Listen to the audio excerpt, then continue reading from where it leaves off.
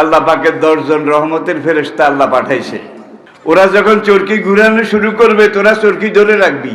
10 জন ফেরেশতা চরকি ধরে রাখছে। এখন ফেরাউনের সৈন্যরা যতই ঘুরায় ঘুরে না। ব্যাপারটা কি, ঘুরে না কেন? এতক্ষণ ফরফর করে ঘুরলো, এখন ঘুরছে না কেন? ইবলিস সেখানে গিয়ে বলে, একটা কাম কর, তোরা কিছু উলঙ্গ অর্ধউলঙ্গ তরুণী তম্বি নিতম্বি তাদেরকে এনে নাচা।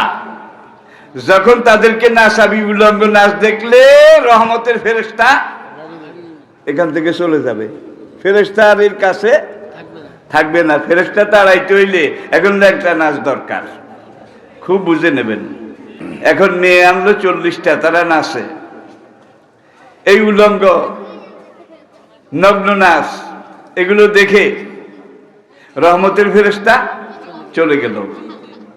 এখন ওরা টানে চরকি ঘোরা শুরু করলো, আগুনের উপরে চলে গেল, রশি কাটবে, এখানে ইব্রাহিম পড়ে যাবে।